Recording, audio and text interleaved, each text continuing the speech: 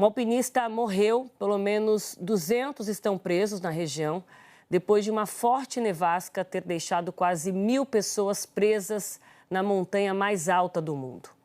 O montanhista que morreu tinha 41 anos e teve hipotermia.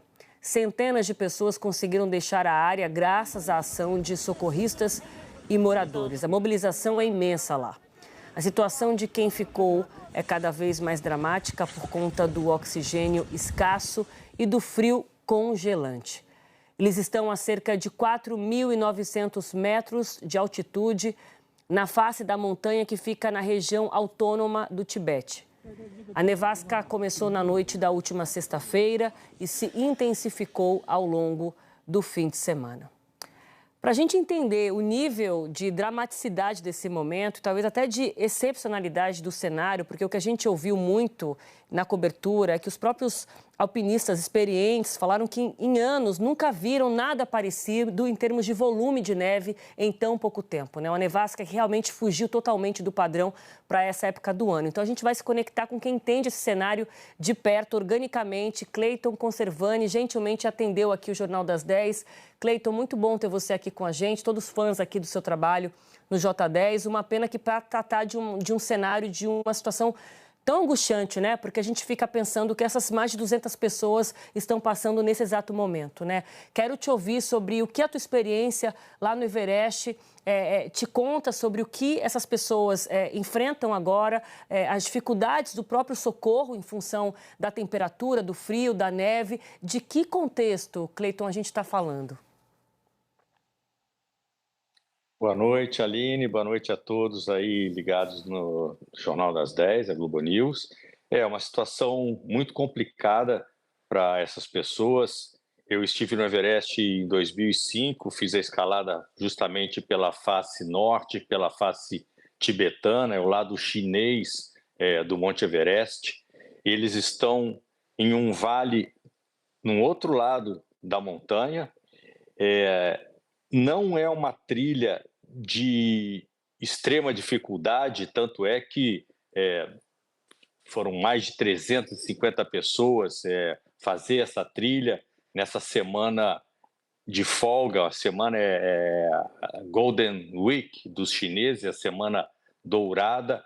Você nota que existe até um lago, né, como está sendo mostrada aí na imagem. Então é um lugar teoricamente não muito difícil de ser acessível, mas eles realmente foram surpreendidos por uma nevasca atípica. Eu recebi relatos de agências, eu vi e pesquisei em várias agências que as pessoas, durante a madrugada, né, entre sábado e domingo, as pessoas que estavam já no acampamento aí a 4.900 metros de altitude, elas foram surpreendidas com essa nevasca e ficaram até com medo de morrerem soterradas pela quantidade de neve. Foi uma nevasca muito forte e a dificuldade justamente é o acesso, né? É a neve muito fofa. Eu li também que muitas pessoas que tentaram sair dessa situação, sair desse lugar, sofreram muitas quedas, porque além da neve fofa, você enfrenta o gelo, a neve vai se congelando e fica um gelo vítreo, fica muito escorregadio, e o risco da hipotermia, a falta de alimentos, né, a escassez de alimentos. Eles já estão vários dias na montanha. Talvez eles não tenham se preparado para ficar tantos dias nas montanhas.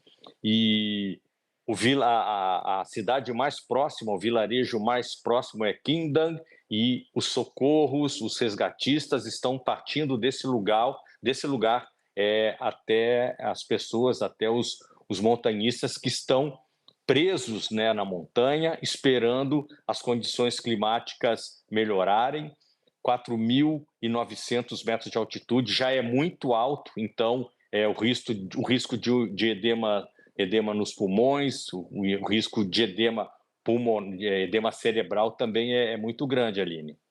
Inclusive, eu estava lendo um relato seu sobre essa sua ida para o Everest, em que você falava exatamente sobre essa questão pulmonar, né? Que depois de 5.000 metros, 5.500 metros de altitude, é como se você estivesse respirando com apenas um pulmão, né?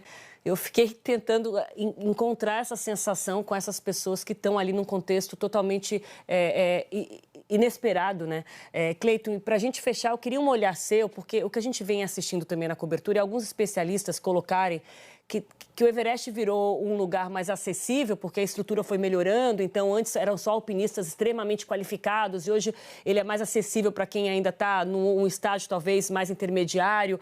Você acha que fica alguma reflexão para essa experiência dramática que a gente está vivendo, de um controle maior? Claro, a gente sabe que tem uma questão climática excepcional que contribuiu, mas fica alguma reflexão em relação ao turismo, esse tipo de esporte de aventura no Everest?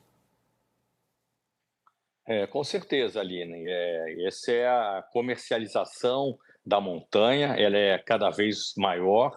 As pessoas têm esse sonho de atingirem o ponto mais alto da Terra e, às vezes, elas têm pouca experiência em montanhas, né? Pouca experiência em escaladas, mas são atletas muito bem preparados, às vezes triatletas, é, atletas de outras modalidades que se acham capazes de escalar o Monte Everest justamente por causa dessa facilidade que as agências oferecem cada vez mais para as pessoas. Você paga 100, 150 mil dólares e tem os melhores guias que são capazes até de te carregar nas costas até o topo da montanha. E as condições climáticas, o aquecimento global, com certeza traz mudanças muito perigosas para as montanhas, para o Everest, com avalanches, trechos que antigamente eram menos técnicos estão ficando cada vez mais difíceis. Então é um alerta, né?